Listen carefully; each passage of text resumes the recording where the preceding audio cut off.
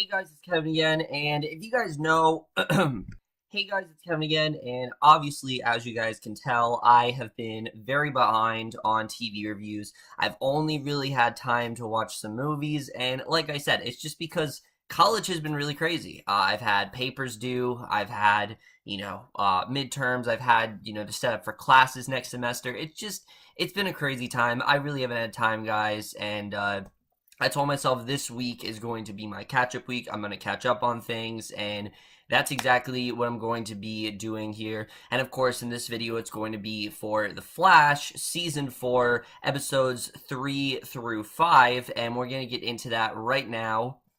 So, as you guys know, The Flash Season 4 in general, I have been, so far, very positive with. I thought the first episode, little bit of a rocky start, really seemed like they were just kind of forcing Barry back, but the second episode, it looked like they were just going in a really more campier, sillier route, and that's what I want the show to be. I don't want the show to be all dreary and dramatic and just people getting mad at Barry every 5 seconds. I want this show to be fun. That's what this show is meant to be. It's supposed to be fun, and that's really what I think benefits these 3 episodes. And is it a little bit forced? Yes, I will admit that. I do think that the show is trying really, really hard to be funny, and it's trying really, really hard to go back to that lighter tone. But I think because of the fact they're trying so hard, that it's that much more impressive. I really did enjoy all 3 of these episodes. Honestly, like I said, the biggest reason being that the show isn't taking itself too seriously. And we're going to talk about all that, starting off with the first episode. So the third episode is called Luck Be a Lady, and I loved this episode. Now, episode 2, I definitely did really enjoy. I thought it was definitely a very well done episode, but I will even admit there was a little bit too many of those relationship problems in there, and luckily this episode scales back on that a little bit. First of all, because most of this episode centers on this character, Becky Sharp, and I really loved what they did with this character. She essentially, she starts off and we see the Thinker is doing a voice journal on her, which I like the way the Thinker is kind of like a framing device this season, because sure, they're metahumans running amok, but they're that much more powerful this season because the Thinker is clearly trying to rally a group against the Flash. And sure, he's in the background right now, sure, he's not doing a lot, but it's different from what we've seen. We haven't really seen a villain try to get a team together. It's always been like, oh, I'm gonna do it on my own, I'm gonna take over the world. So the Thinker clearly has a different agenda, and that's something that right off the bat I definitely really do enjoy.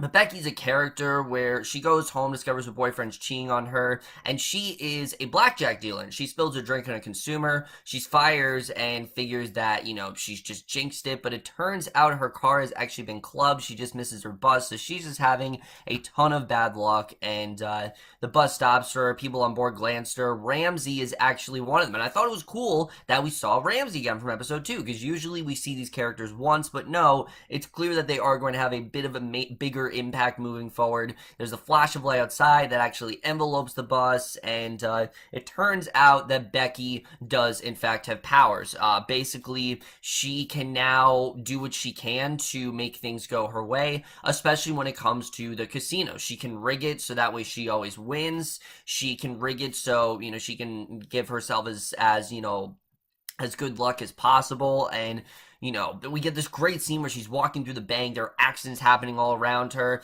and she goes to the vault, grabs some money, leaves with nobody the wiser. So she's doing really bad things, and she's highly aware of this. But at the same time, you can understand why. She's someone who got shit on. She had a really kind of tough life, and she's really taking it to her advantage, and no matter what happens, no one is stopping her from doing this. So like I said, she really is like Barry's main target in this episode, and I thought she honestly did a really good job. I really did like the actress here. You could tell she's just having a lot of fun with this role, and again, that's really what helps this season for me, is that the actors are just having fun. And, the actress that plays Becky Sharp is the perfect example. She's not taking this too seriously at all. She's having a lot of fun, and I definitely really did enjoy that. But the other big thing going on this episode is we see the return of Harry, and I love seeing that. Obviously, every season we get the return of we get a Wells character.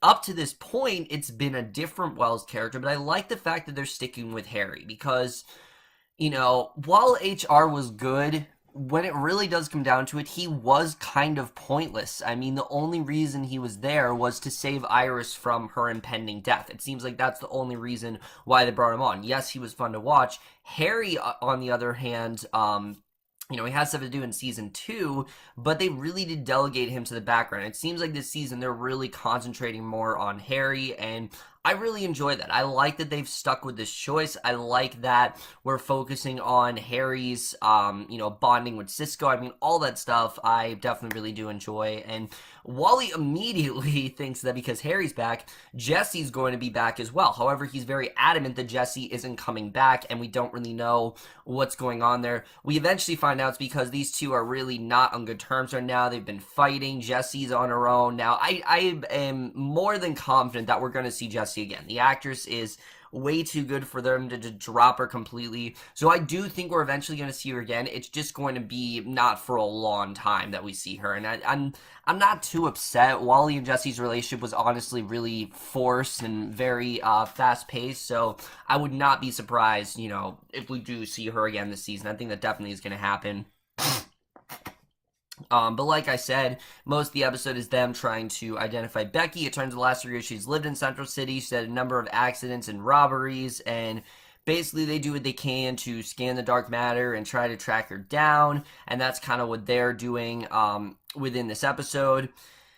And eventually, she also is this character, Hazard. That's, what her character name is. That's what Cisco actually nicknames her. And Barry says that her bad luck only falls apart in her vicinity, and the others figure that they're jinxed, but Barry insists that they simply make their own luck, and eventually Barry does get the upper hand in this really cool scene where we see, she's dropping coins, Hazard's picking them up, takes them to a one-armed bandit, he arrives, slips on the coins, and again, they did a lot of clever, silly stuff there, and I'm perfectly fine with that. I like the show's not taking itself too seriously, I like they're just having fun with themselves there, and eventually they do get the upper hand, they take her down, and I thought that was definitely really well done.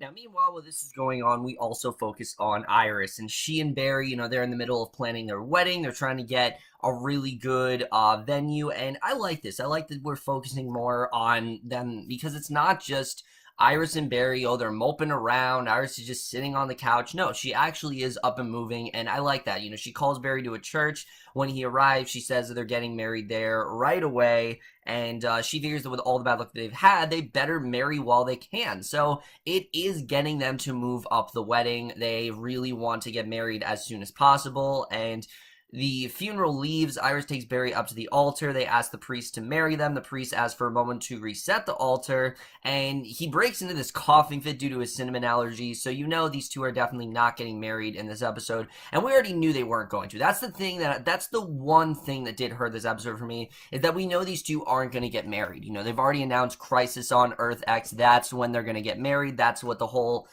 sort of device is going to be for all of the characters to arrive. It's going to take place then. So, I enjoyed this. It's just we knew they were going to get married. And then the other thing going on is Joe and Cecile. Basically, Cecile wants to move in with Joe. We see that basically they're contemplating whether or not to sell the house, and it seems like that's kind of what they're deciding to do, because he says that all of his memories of Barry and Iris are tied to the house, and he just isn't sure if he's ready to sell it yet. And basically Barry assures him that they'll have the memories no matter where he lives, and I really like this. I like that he actually is moving on. I like that Cecile, they're starting this life together, and at the end of this episode, Cecile actually reveals that she's pregnant, and I was really surprised, but again, I like they're moving forward with this. I definitely do like where they're going. Cecile was a character that was on like once in a while last year. It seems like they never knew what to do with her, so I do like the way that they really are starting to figure out how to use her to their advantage, and I definitely really enjoyed that. And then the only other thing to talk about is Harry and Cisco. You think that Harry's gonna leave in this episode, but Cisco tells him that no, he'll always have a home there, that he's family, and that they need him around. And Harry says that he has work colleagues, but Cisco points out that he's never really made a life for himself. However, he can make one with them with their help, and I would agree with that. I mean, season 2, he was so fixated on we gotta get Jesse back, that we haven't really seen Harry focus on his own life and try to better himself and just be happy. We haven't really seen that go down, so I like that Cisco's helping him here. It's just such great development within that relationship. Season 2, these two honestly couldn't stand each other, and I love the way that they're going with their relationship here. And then the only thing to talk about is Wally, because it turns out that Wally, knowing that Jesse's not coming back, Wally points out that, he doesn't really feel like he has much left to do there, and I thought it was a very wise choice to do that, because honestly, I don't think the show ever really learned how to use Wally to their advantage, and I don't know how long Keiynan Lonsdale is going to be gone from the show. I don't think he's going to be gone forever. I think he's definitely going to be coming back, but if it's for a little while, I think it's good for the show. I've never really been the hugest fan of Wally. Yes, Keiynan Lonsdale's a little bit better this season, but that doesn't mean that he's that great, and yeah, so I'm not upset at all that Keiynan Lonsdale is leaving. I thought it was smart to get rid of him there. And that's really everything to talk about in episode 3, except for the fact that the mechanic actually sees Becky and concedes that they might be smarter than planned, but he is also smarter, so it seems like he still kind of wants to go after them. So like I said, episode 3 was a lot of fun. It's definitely the right direction for the show to go in, and that continues into episode 4, Elongated Journey, into night. And there's 2 major stories going on in this episode. The main one is focusing on this character of, on this character named Ralph Dibny, and he is this private investigator who Barry clearly has beef with, and basically he is set to return. He's set to return. They need to bring him in, and basically they focus on this one case that's going on, and it turns out that a lot has changed with Ralph since they last saw him. Not only has Ralph clearly been affected by the bus, he was definitely on that bus, and because of that, by proxy of being on that bus, he now is a metahuman. He now is what's called the elongated man. Well, right now he's being called the plastic man, but he's going to be the elongated man, and essentially what he can do is he can get out of a situation by stretching as far as possible, and I love what they do with this. They played it for laughs. It was a lot of fun. I thought the effects were actually not too bad. I thought it actually looked really good. I liked the way that he was he was all silly putty or something. I thought that was honestly really cool what they did with this character, and he claims that he wasn't on the bus, but these 2 gangsters arrive, like I said, they take him to the roof, and that pretty much just confirms that, yeah, he was definitely a metahuman. So they take him to Star Labs to figure out, what's going on with him, and Iris finds Ralph stretched out throughout the lab, and Harry reports the dark matter is actually polymerized Ralph's cells, making him stretchable. So basically, Ralph tells Barry to restore him to normal. He wants nothing to do with this. At first, at least, he wants nothing to do with this.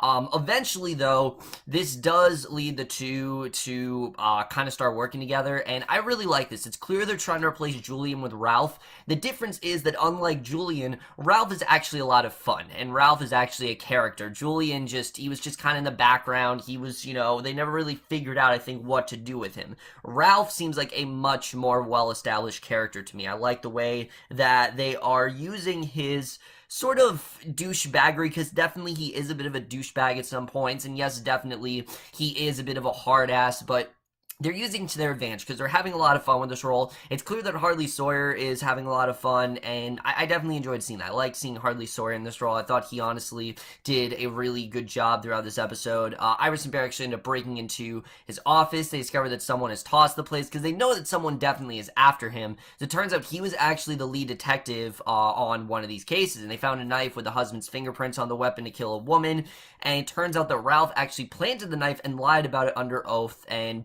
was thrown off the force. So that is the main reason. I like that they got into that in this episode. This is why Barry and Ralph have this hatred for each other, because Ralph is a crooked cop. He did something where, he tried to make the case go his way, and he manipulated certain objects to his advantage to make sure that whoever was his whoever he wanted to, that is who ended up winning this case. And he claims he just told Bellows he was a fan, so he goes to talk to Bellows. Barry doesn't for a second believe Ralph here, because he knows very well that Ralph, he can't trust him whatsoever. So he notices that Joe is glowing. They ask him if he knows Ralph, and I I really did like what we got here with Ralph. I thought they did a really good job with fleshing out his character, because it turns out that Bellows does admit that he did make a mistake and he had an affair and he broke it off, but Ralph showed up and blackmailed him with photos, and I thought this was definitely really good to see. Eventually, like I said, it turns out that Ralph actually did get under Barry's skin. You know, he asked why it was important to Barry that Ralph be the bad guy, because it seems like that's what Barry wants him to be. He wants Ralph to be the bad guy simply because it's easier. But I like the direction this goes in, because it turns out Ralph actually isn't going to be the bad guy. Joe thinks that maybe they should give him a reprieve. Maybe they should use this to their advantage, and we end the episode with these two actually solving a case together. And I love this. I love that they turn the whole crooked cop, you know, untrustworthy. They turned it on its head. You were thinking that he was going to be like the villain this season, and maybe he will still get in that villainous territory, especially if we find out at the end of the episode that definitely is true, that could happen. But it's clear that they're trying to go in a different direction here, and that Joe, he sees potential in Ralph. He sees, like, you know, it seems like they could use the Ralph to their advantage, and I'm looking forward to seeing how that really does end up going down. I really did enjoy what we got with Ralph in this episode, and at the end of this episode, we actually find out that he has a connection to DeVoe, and this is a name that Barry has definitely not forgotten. DeVoe is, in fact, the Thinker, and Barry remembers Abracadabra and the other Flash mentioning DeVoe, so he knows definitely that DeVoe is someone who's targeting him, and they figure that this is just a mystery, and I love the way that this was set up here. But the other big storyline going on this episode has to do with Gypsy and Cisco, and this was just a lot of fun to watch. Basically, Cisco and Gypsy are getting very close. He wants to know more information about her, and her father, Breacher, ends up showing up, and he is very much against this going on. Cisco has to pretend he has like a much more rich life to impress her father, and it's just not really going well at all. Breacher, you know, he's such a savage, and Danny Trejo, I honestly really did like him as his character. My only thing is I didn't really feel like he, you know, Danny Trejo, I don't really feel like they did the actor justice. Like, I thought he was gonna have a lot more longevity on the show, but he's really only on for this episode. It's clear that this is probably gonna be, maybe we'll see him again, but he's not gonna be on the show nearly as long as I anticipated. I thought it was gonna be like a recurring character, but it doesn't seem that way, because he sees that Cisco is actually in good hands. I really do like the way that's set up, and it turns out that Gypsy's real name is Cynthia. Cisco was trying to figure it out throughout the episode. Her name is actually Cynthia, and Gypsy goes with her father. Breacher says that his name is Josh, and Cisco laughs, and maybe because just how normal their name is, he doesn't all look like a Josh, and when he calls her Cynthia, she tells him to keep calling her that and see what happens, and Cisco calls her Gypsy as she leaves, so I'm sure we're going to see them again, but for right now, it seems like, you know, they're going off to do something else. And also, at the very end of this episode, Keiynan actually gets this warning from someone that has carved "See You Soon" on her door. We don't know what that's about, but it definitely involves Killer Frost. But like I said, this was a very fun episode. It took a concept that seemed like it was maybe very predictable, and they turned it on its head. There's a lot of potentially very interesting developments in this episode. I'm definitely looking forward to seeing where this one does go.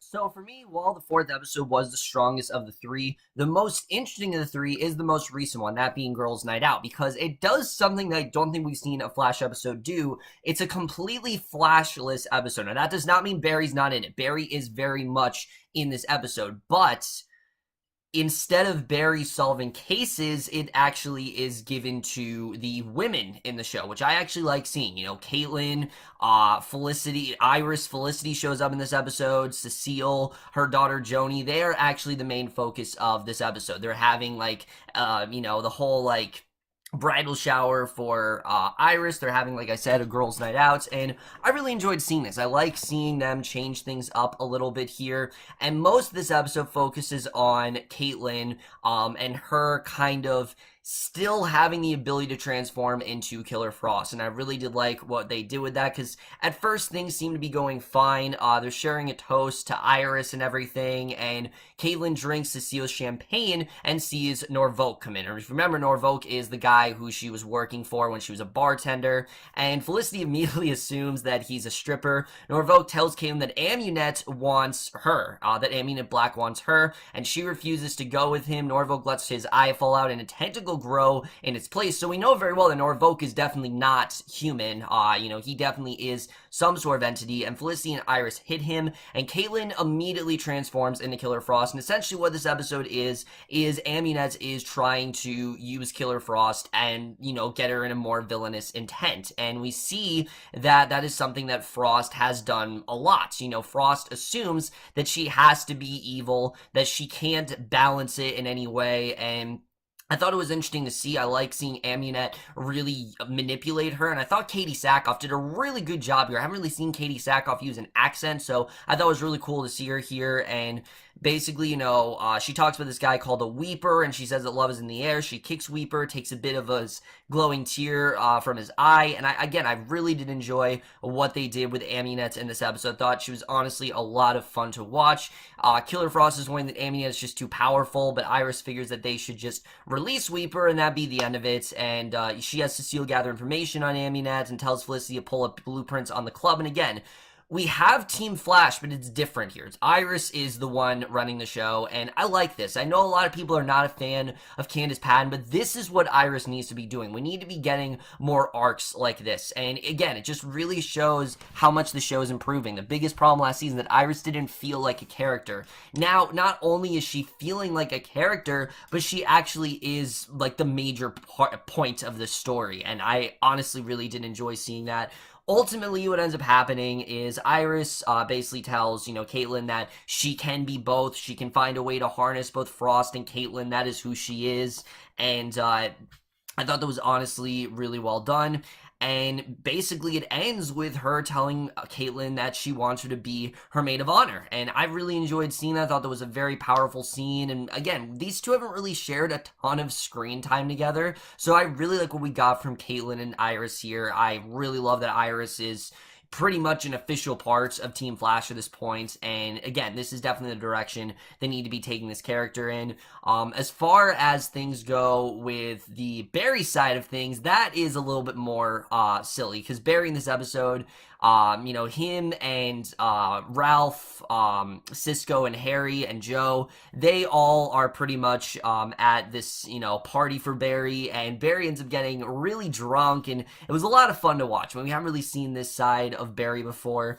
Barry's telling everyone that he's Flash. Joe's going over, takes Barry back to the table. Ralph is telling him to focus on the dancers. The next one that comes out, it turns out to be Joni, and Joni, as we know, is in fact Cecile's daughter, and this obviously is not good for Joe. They realize that she is in fact a stripper here, and Joe talks to Joni, says that she's writing a book on the female experience, it turns out. And she wants to show the world that she's powerful, that can wear anything, and Barry's very sad. Cisco XY and his friend talks about how he loves chicken wings. And again, Barry, like I said, he's just blackout drunk at this point. He doesn't know what he's talking about. And eventually, Joni admits that she hasn't told Cecile what she's doing. And Barry tries to discuss Titanic. Cisco admits he doesn't know when the drink wears off, because it is a very visceral effect on Barry. Because he's a Flash, especially, it's even more powerful than it would be for anyone normal. And basically, Barry and the others, actually, they do get arrested, and they're tossed into a cell. He's like busy vomiting, and he asks Joe why he seems so preoccupied, and Joe says that he's worried about being a dad again, obviously because he's almost 50. He hasn't really, besides Iris and Wally, he hasn't really had a lot of time to see someone grow up, so he's not really sure if it's going to work. And I like when we get into Joe's sort of anxiety here, and how he is very doubtful this is actually going to work out. And Joni ends up arriving at the West House, finds Joe waiting there. She says she's going to do what she wants, but admits that she did take it way too far. And it ends with Joe and Cecile essentially saying that we're going to get through this, we're going to do it together. This baby, it's changing everything, but we're getting through this together. And I thought there was a really, really nice scene there. And the way this episode ends, we see Thinker ends up tracking down Weeper, and it seems like Thinker is going to use Weeper to his advantage, and that is the way this episode ends.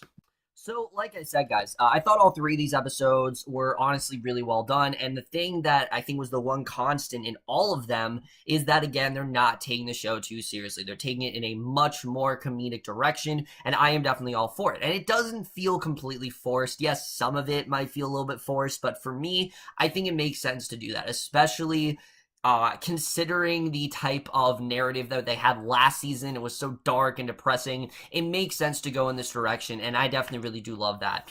Let's first talk about Thinker, because yes, he is very much being relegated to just the background figure who's just like watching Barry, but it's clear that there's more going on with him than there has been with other villains, because other villains have not necessarily rallied these metahumans to their advantage. Usually we see a metahuman and they're like an ancillary threat and they defeat them in the episode and that's kind of the end of it. And maybe they'll pop up every now and again, but it seems like this season they're a lot more integral to the story. It's clear the Thinker, he's got plans for Barry, and definitely, he knows very well what he wants with him, and it seems like Barry as well, he knows that Thinker is coming after him. So I'm looking forward to seeing how this story really does go. It's a lot different than what we've seen the Flash do before, and I think it definitely, it's very welcome, because we have been waiting for a very long time to actually see them go in a different direction, actually see them, just not recycle previous elements. So I do like the fact the show is doing something different, and I think for the most part it is working for them. So I definitely really did enjoy that. I also love the character of Ralph, because he could have easily just been a secondary villain, and maybe he still will be, but right now I like that he is a part of Team Flash. I think he fits right in there. I think he honestly is doing a really great job, and it's clear that Harley Soar is having a lot of fun with this role, and I'm really looking forward to seeing where he does go. I definitely really enjoying this character. Like I said, I think he's just a lot of fun to watch, and I definitely love what they do with him. I thought he definitely was really great here. As far as Harry, I really love the way the show is utilizing Harry. Like I said, I think we haven't really seen him stick out as his own personal character. It's always been, I gotta track down Jesse, he's always kind of been just like a plot develop. He's only been there really for plot reasons, and it seems like they're trying to make use of the character in a slightly different way this season, and I am definitely all for that. We're definitely gonna see Jesse again. I think it's just gonna be a matter of time before we do see her. So we'll have to see the way, like I said, that does go down. If I really did have to have one complaint, though, with these 3 episodes, like I said, maybe it feels just a little bit forced. Like, you can tell they're trying to inject so much humor into the show, and maybe it is just a little bit forced there. But for the most part, I honestly am really enjoying the season. I really am loving where they're taking this season so far. And if they really do continue this, I think this will absolutely be the comeback season that The Flash needs. And I think it definitely is a promising direction to take the show. So now, guys, I'm going to rate each episode individually. So for Season 4, Episode 3, Luck Be a Lady, I would give that episode an A-. Just a very fun episode with probably one of the most entertaining metahumans we've seen. Season 4, Episode 4, Elongated Journey Tonight, I would also give that episode an A-. Easily the best of the 3, in my opinion. I just thought they set up the character of Ralph so well, and it was definitely a lot of fun to watch. And Season 4, Episode 5, Girls Night Out, the most recent one, I would give a B+. And with that, guys,